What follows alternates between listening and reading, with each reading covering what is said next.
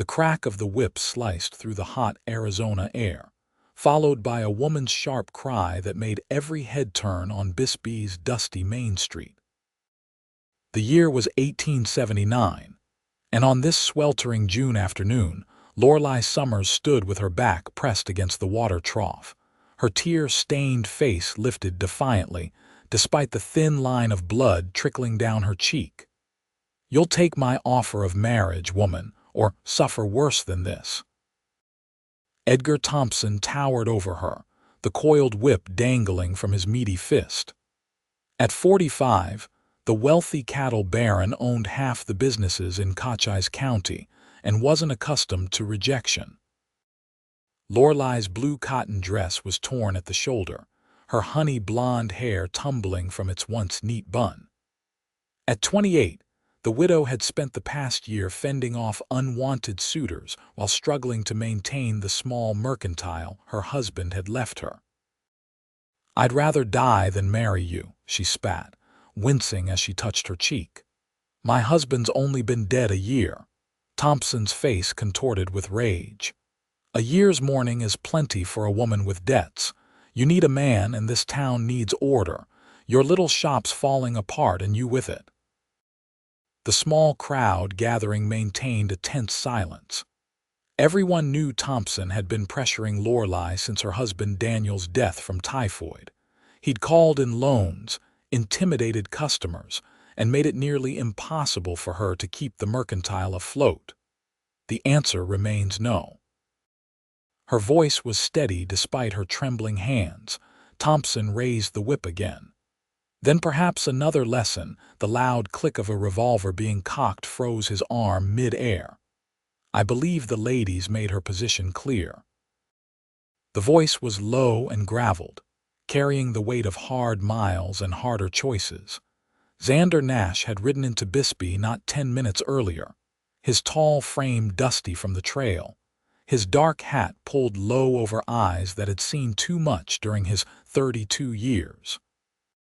He'd been heading to the saloon for a whiskey when the commotion caught his attention. Thompson slowly lowered the whip, turning to face the stranger. "This doesn't concern you, mister. When a man raises a whip to a woman in broad daylight, it becomes everybody's concern." Xander kept his Colt .45 steady, aimed at Thompson's chest. His other hand rested casually on the saddle horn of his bay stallion, but there was nothing casual about the cold determination in his gaze. Several of Thompson's ranch hands had begun edging closer, hands hovering near their weapons. "I'm Edgar Thompson. I own half this town." "And that gives you the right to terrorize widows?" Xander asked, his voice deadly quiet. He dismounted in one fluid motion, never lowering his weapon. "Where I come from, men who beat women aren't considered men at all."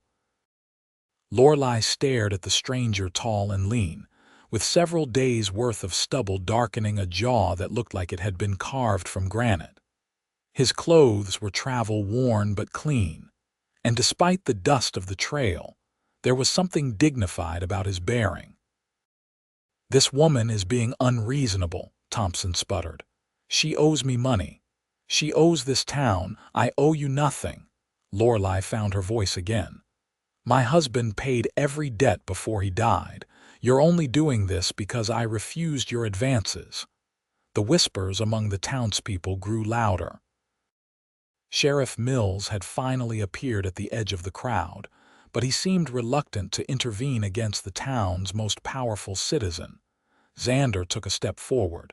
"Here's what's going to happen. You're going to apologize to the lady and then you're going to leave her be. Permanently." Thompson's face purpled. "Who the hell do you think you are? Just a man who's seen too many bullies in too many towns." Xander's eyes narrowed. "And I've put more than a few of them in the ground." The sheriff finally found his courage. "Now see here." "No, you see here." Xander cut him off without looking away from Thompson. "This man assaulted a widow in plain view of 24 witnesses. Either you arrest him, or I'll handle this myself." The tension in the air was thick enough to cut. Thompson glanced around, realizing the tide of public opinion had shifted. Several women in the crowd were openly glaring at him now. "This isn't over," he hissed, but he tossed the whip to the ground. "Not by a long shot." He jerked his head at his men, and they retreated toward their horses. Only when Thompson and his men had ridden out of town did Xander holster his weapon. He turned to Lorelai, his expression softening. "Are you all right, madam?" Lorelai touched her cheek again, wincing. "I will be, thank you, Mr. Nash, Xander Nash." He pulled a clean handkerchief from his pocket and offered it to her. "You should get that cut looked at." She accepted the handkerchief, pressing it gently against her cheek. "I'm Lorelai Summers. I run the mercantile down the street." She looked around at the dispersing crowd, noticing how quickly everyone was returning to their business now that the excitement was over. No one's ever stood up to Edgar before. Someone should have. His eyes lingered on her face, noting the strength there despite her ordeal. "Is there someone who can help you?" "Family," she shook her head. "It's just me. Has been since Daniel passed last summer." Sheriff Mills approached, looking uncomfortable. "Mrs. Summers, I should take your statement about what happened here." Xander gave the lawman a hard look. "Where were you when it started, Sheriff?" The older man had the grace to look ashamed. "Thompson has a lot of influence, and that makes it right to let him whip a woman in the street." Xander's voice was quiet but carried an edge that made the sheriff step back. Lorelai placed a gentle hand on Xander's arm. "It's all right. I'll give my statement, Sheriff, but not now. I need to tend to this cut." The sheriff nodded, relieved for the reprieve. "Come by the office when you're ready." He tipped his hat and hurried away. Xander watched him go with disgust. "Some law you have here." "Welcome to Bisbee," Lorelai said with a weary attempt at humor, "where the law protects those who can afford it." He turned back to her, studying her face. Beyond the cut and the beginning of a bruise, he saw intelligence in her blue eyes and a determination that impressed him. "Let me walk you to wherever you're going," he offered. Thompson might have left, but his men could still be around. She hesitated, then nodded. "My shop is just down the street. I have medical supplies there." As they walked, Xander leading his horse, he noticed how the townspeople watched them with curious eyes. "You've made quite an enemy in Thompson. What's his grievance with you, really?" Lorelai sighed. "He wanted to buy my husband's store before Daniel even died. When I refused to sell after the funeral, he started calling in loans my husband had supposedly taken. When that didn't work, he decided marriage was the answer." Her voice turned bitter. "He doesn't want me. He wants the prime location of my store and the property it sits on." They reached the mercantile, a modest but well-kept building with Summers General Goods painted on a sign above the door. Lorelai unlocked it and stepped inside, Xander following after tethering his horse to the hitching post. The interior was neat but noticeably depleted. Many shelves stood half empty, and Xander could see the struggle of a business barely staying afloat. "Business has been difficult," she explained, catching his assessing gaze as she moved behind the counter to find her medical supplies. "Thompson's been telling folks not to shop here. Many listen because they fear him or owe him." Xander leaned against the counter, watching as she cleaned her cut with practiced motions. "And the sheriff does nothing." Sheriff Mills means well, but his backbone dissolved years ago. She winced as she applied antiseptic. "Thompson owns his house and probably knows enough to ruin him." A town under one man's thumb rarely prospers for long. Xander took his hat off, revealing thick dark hair with a touch of silver at the temples despite his relative youth. "I've seen it before." "Are you passing through or staying?" she asked, unable to keep the hope from her voice. He'd been planning to stay only long enough to rest his horse before continuing to Tucson, but something about the determination in this woman's eyes made him reconsider. "I hadn't decided," he answered honestly. I've been drifting since the war. Her eyes registered understanding. Many men still wandered the West, trying to outrun memories of the war between the states, even 14 years after its end. Well, Mr. Nash, I owe you a debt of gratitude, and I always pay my debts. She gestured to the modest living quarters visible through a doorway behind the counter. I can offer you a meal at least. It's nearly supper time. His stomach rumbled at the mention of food, reminding him he hadn't eaten since dawn. That's generous of you, Mrs. Summers. I accept on one condition. And what's that? Call me Xander. Mr. Nash was my father.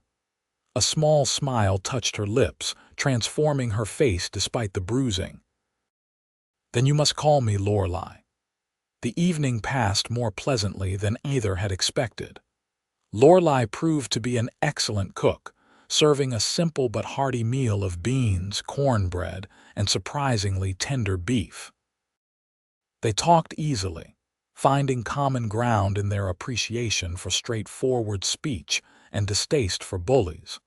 Xander revealed little about his past, beyond having fought for the Union, and spent the years since working as everything from a ranch hand to an occasional deputy.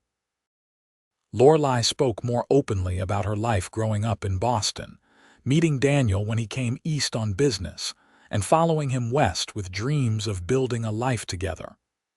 We had barely gotten the store established when he took sick, she said, refilling Xander's coffee cup. Typhoid swept through town last summer. We lost 17 people, including Daniel. I'm sorry. Xander's words were simple but sincere. It's a hard country for those left behind. It's a hard country for everyone, she countered, but especially for women alone. The day after Daniel's funeral, Thompson was at my door with an offer to buy the store for half what it's worth. When I refused, he began his campaign to either ruin me or force me to marry him. Xander's jaw tightened. Men like that understand only one language: violence. She shook her head. That's what he wants, an excuse to destroy what's left of my life here.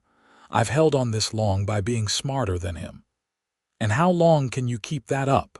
Xander gestured to her injured cheek. He crossed a line today. Men like that don't go back once they've tasted blood. She looked away, and he could see the worry she'd been hiding. I know, but this store is all I have left of Daniel. It's my home. Night had fallen by the time they finished their conversation. Xander stood, knowing he should find lodging at the hotel. Thank you for the meal. Best I've had in months. He reached for his hat. I should let you rest. Lorelai walked him to the door. Where will you go now? I'll get a room at the hotel. I think I'll stay in Bisbee a few days. The decision surprised him even as he spoke it. Relief flickered across her face. Thompson won't let this lie. Having you in town might make him think twice about his next move. Xander nodded. That's partly why I'm staying. He paused at the doorway. Lock this behind me. I'll come by in the morning to check on you. After ensuring she secured the door, Xander stood in the street for a long moment, looking up and down the quiet thoroughfare. Something about this situation and this woman had gotten under his skin. He'd stopped in dozens of troubled towns over the years, occasionally intervened in injustices, but had always ridden on when the immediate problem was resolved. Yet here he was, planning to stay. He told himself it was just until he was certain the widow was safe, but a deeper part of him recognized the lie for what it was. With a sigh, he headed toward the hotel, unaware that from the shadows across the street, one of Thompson's men was watching, ready to report back to his boss. Morning brought a brilliant Arizona sun and the sounds of a town coming to life. Xander had risen early, checked his horse at the livery, and was approaching the mercantile when he noticed the broken window. Heart suddenly pounding, he rushed to the door, finding it ajar, the lock smashed. Lorelai, he called, pushing inside, his hand on his gun. The interior of the store had been ransacked. Merchandise lay scattered across the floor, shelves overturned. Glass crunched under his boots as he moved quickly toward the back room. "Lorelai," he called again, fear tightening his chest. "Here." Her voice came from the living quarters, shaky but alive. He found her sitting at her small table, a bruise blooming on her temple in addition to yesterday's injuries. Her hands trembled around a cup of coffee, but her eyes were dry and hard. What happened? He knelt beside her chair, checking her for further injuries. "Thompson's men, 3 of them before dawn." She took a sip of coffee. "They said it was just a taste of what's coming if I don't sell to Thompson by noon tomorrow." Xander's blood boiled. "Did they hurt you beyond this?" He gestured to the new bruise. She shook her head. "Just a shove when I tried to stop them. They were more interested in destroying my inventory." She looked toward the store. They poured molasses over the dry goods, broke the jars of preserves, stomped on what they couldn't ruin otherwise. "You need to report this to the sheriff." A bitter laugh escaped her. "I already did." He said without witnesses, "There's nothing he can do. Thompson's men will swear they were playing cards at the saloon all night, and the bartender who owes Thompson money will back their story." Xander stood, his decision made. "Pack a bag." She looked up sharply. "What? Pack whatever you need for a few days. You can't stay here." "I'm not abandoning my store. I'm not suggesting you do, but you need a safe place while we figure this out." He surveyed the damage again. "It'll take days to clean this mess anyway. You can stay at the hotel." "I can't afford. I'm paying." His tone brooked no argument. "And then we're going to deal with Thompson." "How?" For the first time, she looked truly defeated. "He owns half the town, has a dozen men who'll do whatever he asks, and the law won't touch him." Xander's smile was grim. "Then we'll need to be more creative than the law." He offered his hand to help her up.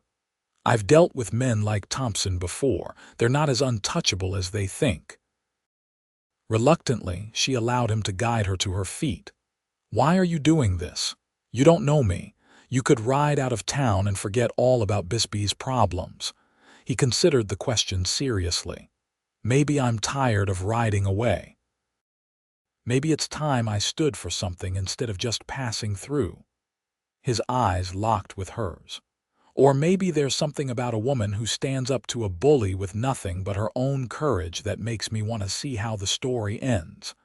A hint of color touched her cheeks. "And how do you think it ends? With Thompson learning that even in a place like Bisbee, there are lines that can't be crossed." He released her hand. "Now pack your things. I'll wait out here." Within the hour, Lorelai was installed in a room at the Copper Queen Hotel, the finest establishment in Bisbee. Xander took a room next door, making arrangements with the clerk to alert him if anyone inquired about Mrs. Summers. "What now?" Lorelai asked as they sat in the hotel restaurant, attracting curious glances from other patrons. "Now we gather intelligence." Xander sipped his coffee. "I need to understand Thompson's operations, his weaknesses, the true extent of his influence." "And how will you do that?" "By talking to people who have nothing to lose." He glanced at the town through the window. "Every man like Thompson creates enemies. We just need to find them." Xander spent the day moving through Bisbee, listening more than talking. He visited the saloon, where loose tongues revealed that Thompson had borrowed heavily to expand his ranch during the last drought. He spoke with the telegraph operator, who let slip that Thompson was expecting a potential buyer for his cattle next week, a sale he desperately needed. Most tellingly, he discovered from a conversation with the banker's wife that Thompson's hold on the town was primarily financial rather than through genuine respect or loyalty. He'd provided loans during hard times but charged exorbitant interest, gradually acquiring properties and businesses when people couldn't repay. By sunset, Xander had formed the beginnings of a plan. He returned to the hotel to find Lorelai pacing her room, worry etched on her face. "Thompson came looking for me," she said as soon as he entered. "The clerk sent him away, but he's telling everyone I've run off with a drifter, you abandoning my husband's business. Let him talk." Xander removed his hat. "Words won't matter when we're done." "And what exactly is this plan of yours?" She crossed her arms, skeptical but hopeful. He outlined what he'd learned, explaining his strategy to hit Thompson where it would hurt most: his finances and reputation. "I need you to write some letters," he concluded. "To the cattle buyer coming next week, to the territorial bank in Tucson that holds Thompson's notes, and to the county judge." "What should I say?" "The truth. That Thompson has been using intimidation and violence to acquire property throughout the county. That he physically assaulted you for refusing his advances." Xander's eyes glinted. "And that you have witnesses who will testify to his methods." "Do I have witnesses?" "You will." He smiled grimly. "I've found at least 5 people today who have suffered from Thompson's tactics. With a little encouragement, they might find their courage." She considered the plan. "This could work, but it will take time. Thompson gave me until noon tomorrow to sell. Then we need to buy time." Xander stood. "I'm going to pay Thompson a visit tonight." Alarm crossed her face. "Alone?" "That's suicide." "Not to fight him, to negotiate." He checked his revolver out of habit. "He believes you've run off with me. Let's use that to our advantage." "How?" "I'll tell him I've convinced you to sell, but you need 3 days to arrange the paperwork. It'll give us the time we need to set everything else in motion." Lorelai stood, moving close enough that Xander could smell the faint lavender scent of her soap. "Be careful. Thompson is dangerous when crossed." "So am I."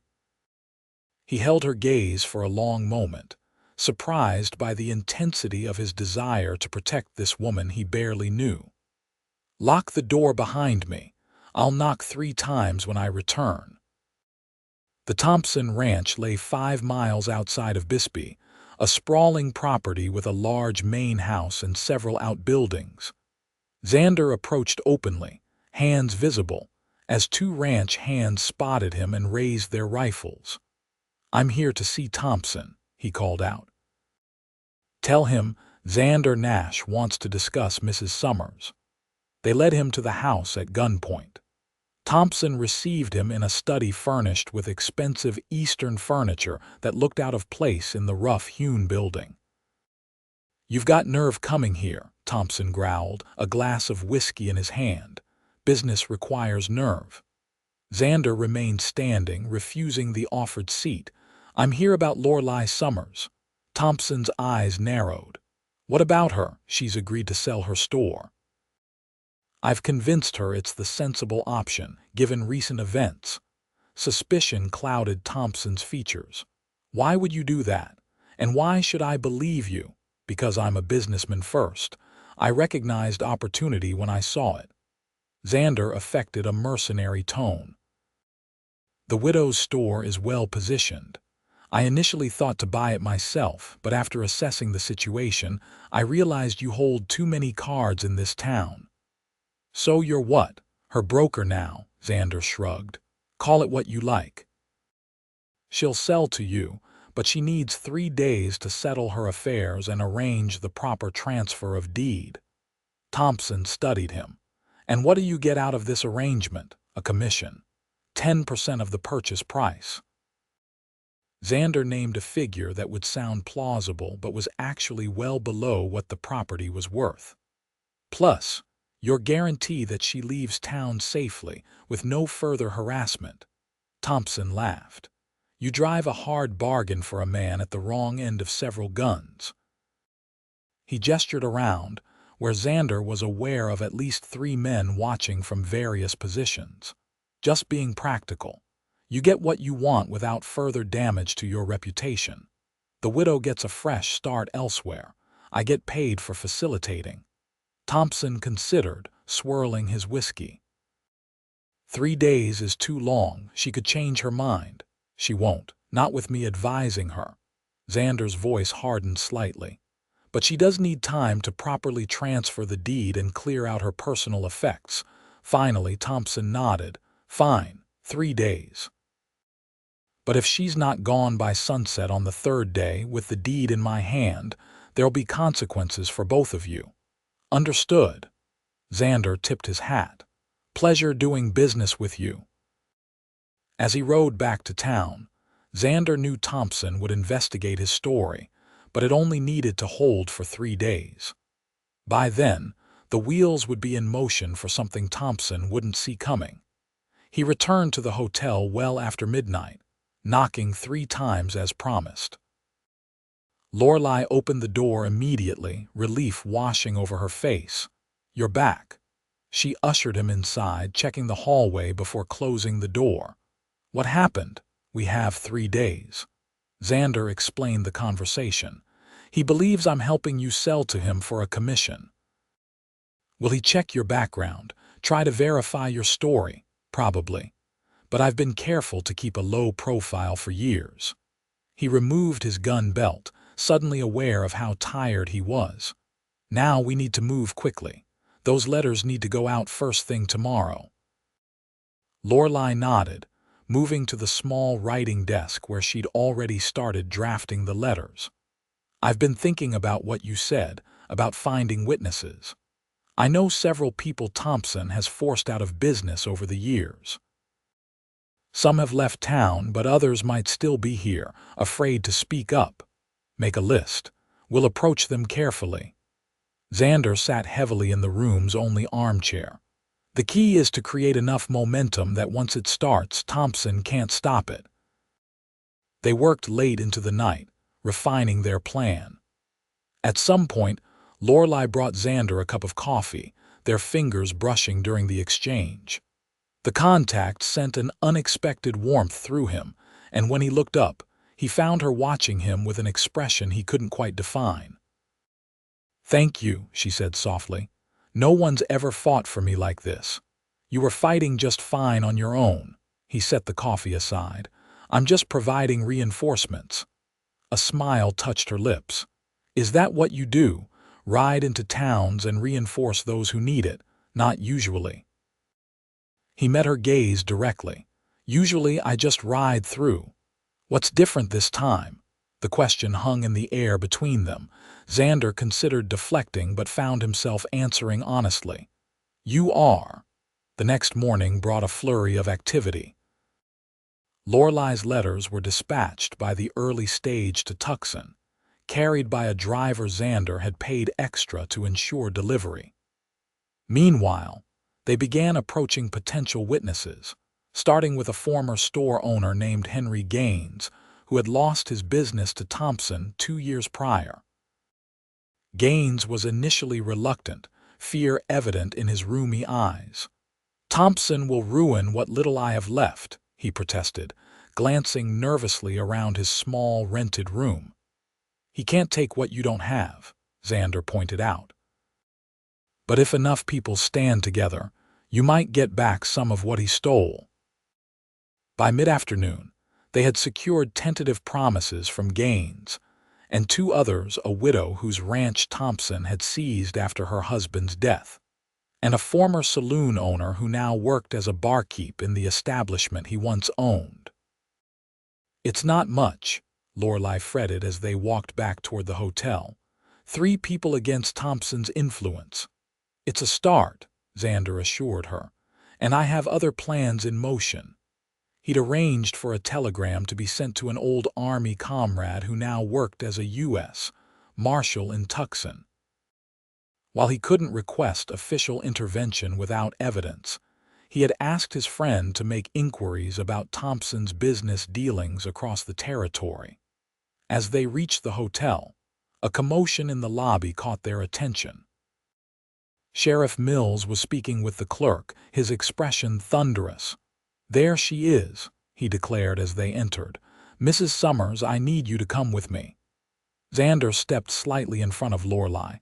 On what charge, Sheriff? Theft. Mr. Thompson claims she's stolen valuable documents from his office during their business negotiations. Mills looked uncomfortable but determined. I have to take her in for questioning." "That's absurd," Lorelai protested.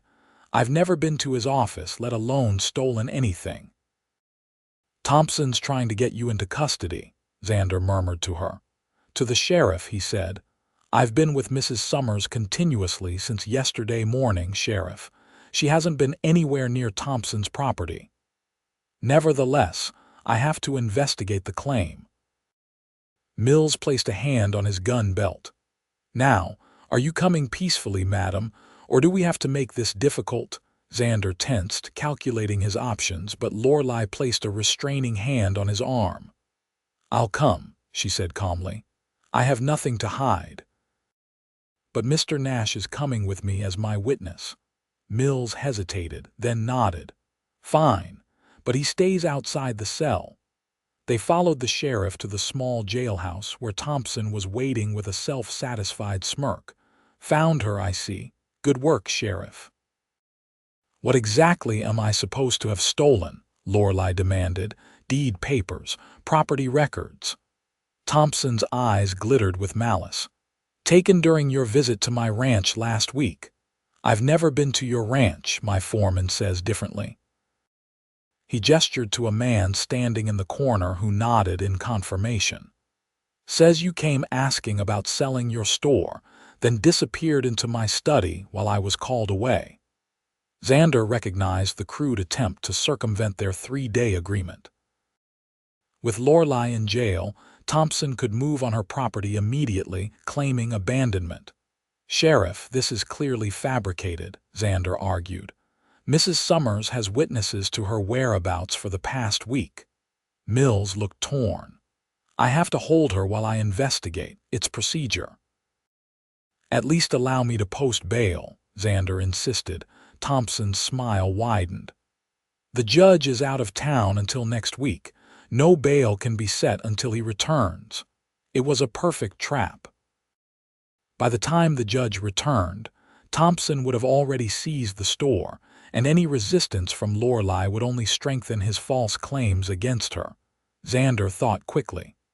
"Sheriff, before you lock up Mrs.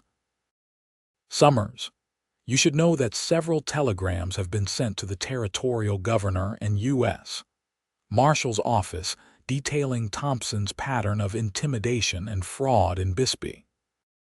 This was a bluff. The telegrams had been discussed, but not yet sent, but the flash of concern on Thompson's face told Xander he'd struck a nerve. "Furthermore," Xander continued, "Mrs. Summers has signed affidavits from 3 townspeople regarding Thompson's business practices. If she's held without due process, those documents will be forwarded to Tucson immediately." Now Sheriff Mills looked truly uncomfortable. "Mr. Thompson, perhaps we should wait for the judge. This is outrageous," Thompson spluttered. "You're the law here, Mills. Do your job."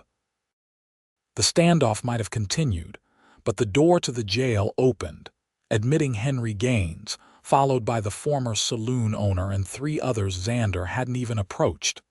"Sheriff," Gaines said, his voice stronger than it had been earlier, "we're here to vouch for Mrs.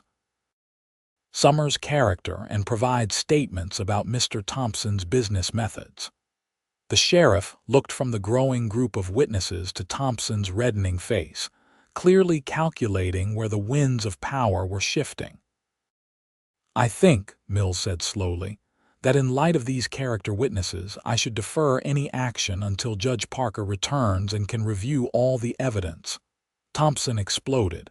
"You gutless coward, I'll have your badge for this." But the sheriff had made his choice. "Mrs.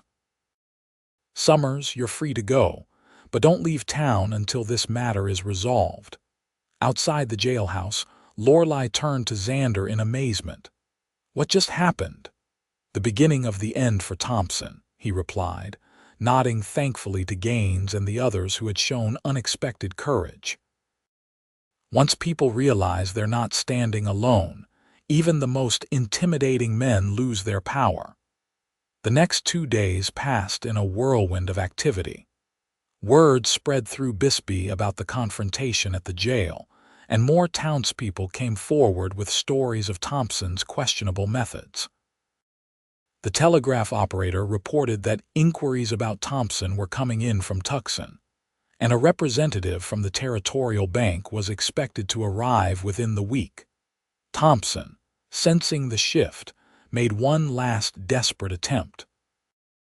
On the morning of the third day, Lorelai received a note offering to buy her store at twice its value if she would leave town immediately and withdraw any complaints against him. "He's panicking," Xander observed as they sat in her hotel room, the note between them. "Should I accept?" Lorelai asked, uncertain. "It would solve my financial problems." Xander studied her face. "Do you want to leave Bisbee?" She was silent for a long moment. "This town has been my home for 3 years. I came here with dreams and built something with Daniel. Even with him gone, I'm not ready to abandon those dreams." She straightened her shoulders. "No, I won't let Thompson chase me away no matter the price." Pride swelled in Xander's chest. "Then we continue as planned." By afternoon, their strategy had borne fruit. The Territorial Bank representative arrived early, summoned by their letters and the subsequent inquiries. After reviewing evidence of Thompson's methods, he immediately froze Thompson's accounts pending investigation. The cattle buyer, warned about potential legal issues with Thompson's herd, withdrew his offer. And most damaging of all, the county judge sent word that he was returning specifically to hear the mounting complaints against Bisbee's most powerful citizen. Thompson, cornered and desperate, made his final move at dusk. Xander and Lorelai were returning to the hotel from the mercantile, where they'd begun repairs, when Thompson and 3 of his men blocked their path. "You've ruined me," Thompson snarled, his hand hovering near his gun. "Everything I built, destroyed because of you and this interfering drifter." "You ruined yourself, Edgar," Lorelai replied calmly. "You just never expected to be held accountable." "Step aside, Thompson," Xander warned. "It's over." "Nothing's over until I say it is." In a flash, Thompson drew his revolver, aiming at Lorelai. Xander moved with the speed and precision of a man long accustomed to danger. His own weapon cleared its holster and fired before Thompson could pull his trigger. The bullet struck Thompson's shoulder, spinning him around and dropping him to the dirt. Thompson's men reached for their weapons, but Sheriff Mills and several deputized townspeople emerged from the surrounding buildings, rifles raised. "Drop them," Mills ordered, and after a moment of tension, the men complied. As Thompson was taken into custody, cursing and threatening everyone involved, Xander turned to Lorelai. "Are you all right?" She nodded, shaken but steady. "Thanks to you again." The aftermath unfolded rapidly. Judge Parker arrived the next day, and after hearing testimony from numerous witnesses, ordered a full investigation into Thompson's business dealings. The Territorial Bank discovered evidence of fraud and foreclosed on several of his properties, including the ranch. Many of the people he had swindled would eventually receive at least partial compensation. For Lorelai, the resolution brought both vindication and new challenges. With Thompson's influence removed, her store could prosper again, but the damage from the vandalism required significant investment to repair. A week after the shooting, Xander found her at the mercantile, painstakingly rebuilding shelves. He'd been busy giving statements to the judge and helping the sheriff root out the last of Thompson's loyal men, but his thoughts had rarely strayed from her. "Need a hand?" he asked from the doorway. She looked up, a smile transforming her face. "I was wondering when you'd come by." He entered, setting down the toolbox he'd brought. "I've been tied up with the legal aftermath. Thompson's being transferred to Tucson to face territorial charges." "I heard." She set aside her hammer. "The whole town's talking about nothing else." "Well, that and you. Me." The mysterious stranger who rode in and single-handedly toppled Bisbee's tyrant. Her eyes twinkled. "You're quite the hero around here." Xander shook his head. I just helped people find the courage they already had. He looked around at the half-repaired store. You've made progress, slowly. It'll be weeks before I'm fully stocked again, but people have been kind. Many have offered to help with repairs or extend credit until I'm back on my feet. Xander hesitated, then plunged forward. I've been thinking about your situation. Oh, she raised an eyebrow. You need capital to restock. I have savings that have been sitting in a bank in Denver for years. He met her eyes directly. I'd like to invest in your store as a partner. Surprise registered on her face. A partner, but you're a drifter. You don't stay in one place. Maybe it's time I did. He stepped closer. Unless you'd prefer I move on. The air between them seemed to thicken. Lorelai searched his face. Why would you stay? For a store in a small mining town, not for the store. His voice softened. For the woman who runs it. The woman who stood against a bully with nothing but her own courage. Color rose in her cheeks. Xander, if this is gratitude or pity, it's neither. He closed the distance between them, taking her hands in his. I've wandered for years, Lorelai, never finding a reason to stop. Until now. Until you. Their first kiss was tentative, a question asked and answered in the gentle press of lips. The second was more certain, a promise taking shape between them. When they finally parted, Lorelai's eyes shimmered with unshed tears. I never expected to find love again, she whispered. After Daniel, I thought that part of my life was over. So did I after the war. Xander brushed a strand of hair from her face. But here we are. They rebuilt the store together over the coming weeks, working side by side from dawn until dusk. The Summers and Nash General Mercantile reopened to great fanfare, with half the town turning out to celebrate both the store's revival and the couple who had helped free Bisbee from Thompson's grasp. Judge Parker himself performed their wedding ceremony 3 months later, on a crisp October day with the Arizona mountains blazing with autumn colors.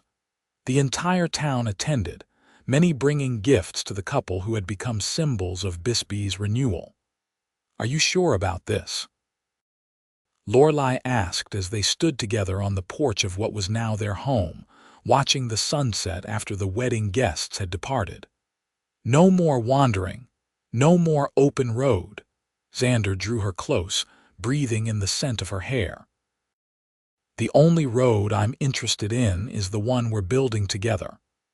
As the years passed, their partnership flourished, both in business and in love. The store expanded, adding a second floor and then a warehouse as Bisbee grew with the copper boom. They welcomed a son, Daniel, named for Lorelai's first husband, and later twin girls, Elizabeth and Catherine, who inherited their mother's determination and their father's quiet strength. Xander occasionally served as a deputy when the town needed extra law enforcement, but he never again felt the restless urge that had driven him for so many years after the war. He had found his home, not in a place, but in the love of a woman who had stood her ground when the easier path would have been to flee. On their 10th anniversary, as they sat on the porch of their expanded home watching their children play in the yard, Lorelai leaned against Xander's shoulder. "Do you ever regret it?" she asked. "Stopping that day when Thompson had the whip." Xander smiled, taking her hand where it rested on his arm. The years had added silver to his hair and lines around his eyes, but they had taken nothing of the conviction in his gaze. "Not for a single moment," he replied, kissing her softly. "Some men search their whole lives for a purpose. I found mine the minute I saw you standing up to that bully, refusing to be broken." "We've built a good life," she mused, looking out at their thriving business, their beautiful children, and the town that had become truly their own. "The best life," he agreed, "and we're just getting started." As the sun set over Bisbee, casting long shadows across the street where their story had begun, Xander and Lorelai Nash sat together in the quiet certainty of a love that had not just survived adversity, but had been forged by it stronger, deeper, and more enduring than either had dared to dream possible.